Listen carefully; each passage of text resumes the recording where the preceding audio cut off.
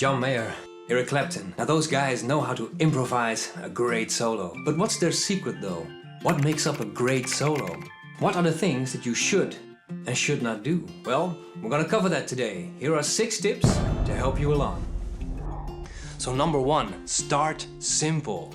A common mistake beginners make is to go all out from the first moment, right from the start.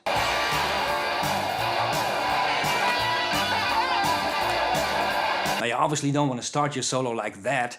You want to build up towards a climax rather than to start with one. When you start your solo, you want to have something left. You don't want to give everything away right from the first note. Take a look at how B.B. King starts his solo.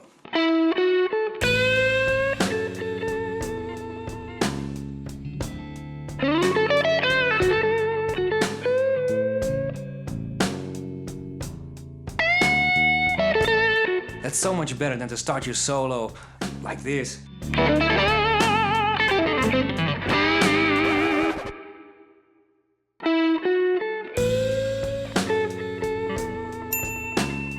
What a difference, right? It works because he starts very simple and very laid back.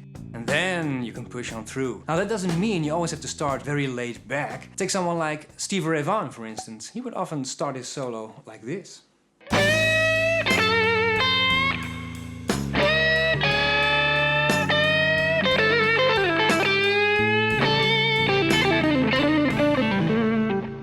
You know, it's impossible to play Stevie Ray Vaughan and to still have a straight face. You have to make faces if you're gonna play a note like this.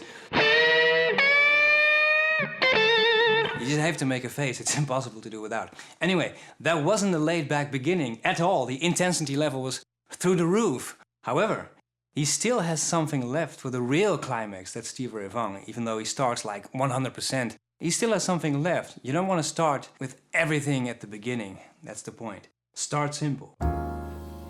Phrasing. Now what on earth is phrasing, you might wonder? Well, the best way to explain it is to simply show you. So let's have another listen at that B.B. King style of playing.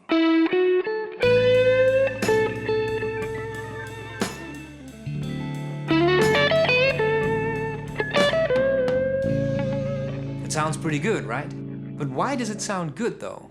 Well, notice the solo starts with a melody. Then there's a huge pause, where you can breathe, and he continues. And now you're telling a story. The reason it works is the silence between the 2 melodies, creating 2 phrases.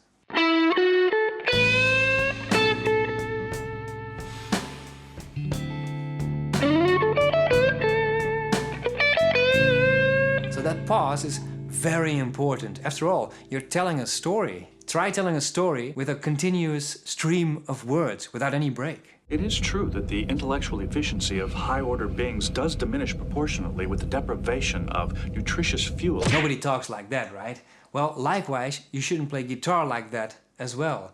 But you'd be surprised how many people play like this.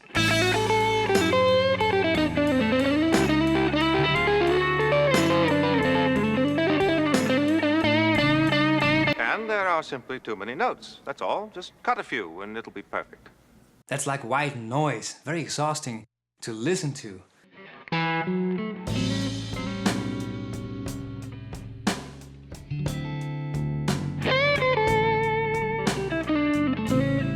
that does sound so much better, does it? So instead of just playing and seeing where you will end up, think of your solo as a series of phrases, and don't be afraid to use silence. You don't want to fill every moment with a note. There need to be some of those breathing spaces as well. Number 3, dynamics. What to say about dynamics, except for that it's one of the most important things you really want to incorporate into your guitar playing. You can distinguish a great player from an average player just by use of dynamics alone. In music, dynamics simply means the variation of loudness between the notes and phrases.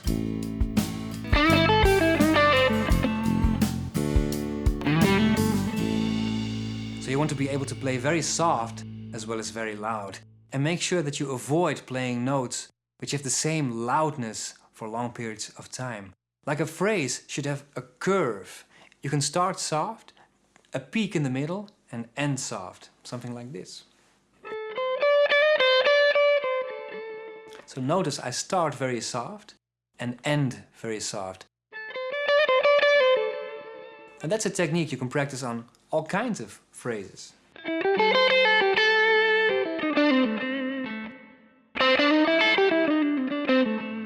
So whatever you do, don't play with the same loudness like this.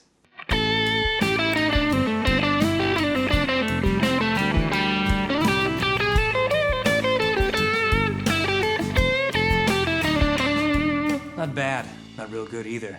Kind of bleh. It's because I played all the notes just as loud. Now instead of doing this, do this. Hear the difference? It's again the curve. Now it doesn't always have to be the curve. You can start loud and end soft. Or the other way around.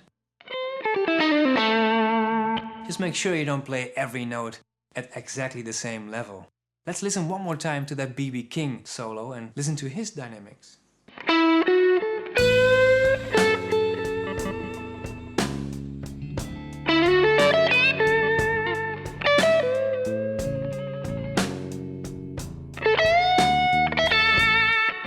So he plays notes like this, very sweet.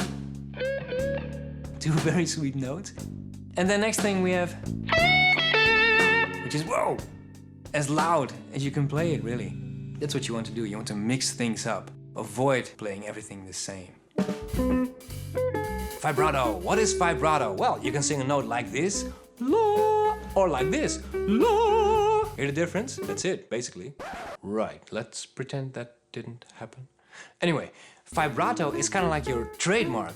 If you're gonna play without this technique, it's gonna sound like this.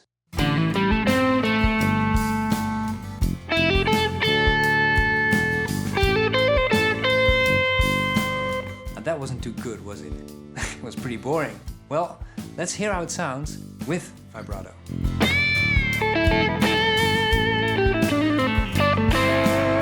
What a difference, isn't it? Now, if you're new to this technique, you want to practice it, start by pressing down your index finger at the 10th fret and then slightly press the string so it bends up a little bit and move back. Then speed up the tempo and there you go. Now, it's actually kind of hard to do. I remember I was a kid. It took me like 3 months or so to get somewhat of a decent vibrato. Now, if you know how to do a vibrato, make sure you don't do this.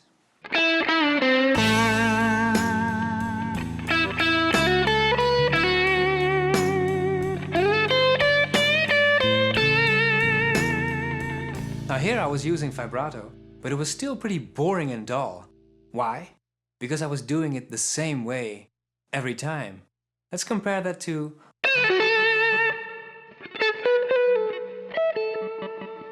You see the difference? You can play it fast, or you can play it very slow and gentle. Now vibrato tends to be on the longer notes, but also you don't want to do it all the time. Sometimes you just don't. Remember, the goal is to mix things up. You want to be unpredictable. That's what's going to make it interesting. Number 5, repetition. Very effective, and every great guitarist does it. You start by making up a phrase and simply repeat it.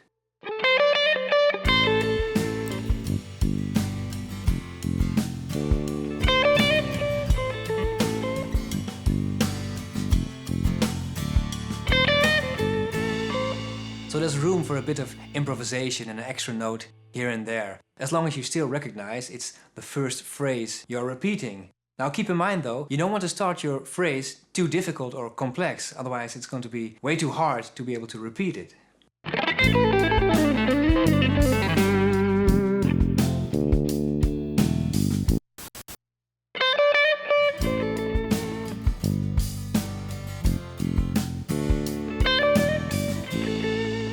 Again, I was using the silence, the breathing space, remember? But you don't have to do that necessarily. You can also just play a phrase continuously, without any gap whatsoever.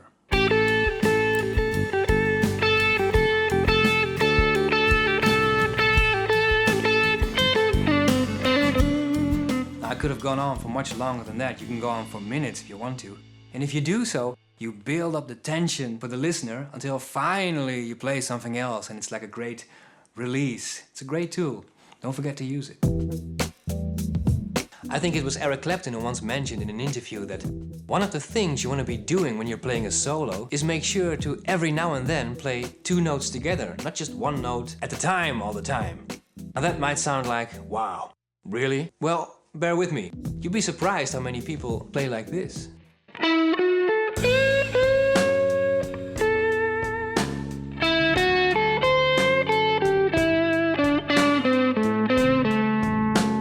You never hear more than 1 note at a time. What you want to do though is this.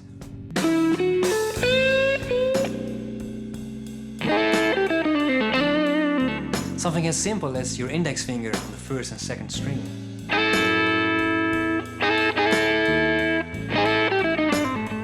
Makes your playing that much more interesting. Or how about this little trick that Eric Clapton likes to do pretty often? On the 8th and 9th fret. And something like this, 7 and 8. There are more places like that on the fretboard. You just have to experiment a little bit and listen to great players and take their tricks and turn them into your own. Just make sure not to play 1 note at a time, all the time, if that makes sense. Also, a great tip is to simply record yourself. You can just use your phone, it doesn't have to be great quality, and just make a list. Right, how are my dynamics? Was I playing a few soft notes, loud notes? How was my phrasing? Did I use silence? Did I use repetition? Did I really build things up? Did I just play 1 note all the time? Or did I play a few extra things in there? Trust me, that's where you're gonna learn the most. Okay guys, I hope you enjoyed this video. Don't forget to like, comment and subscribe. And I will definitely see you next time.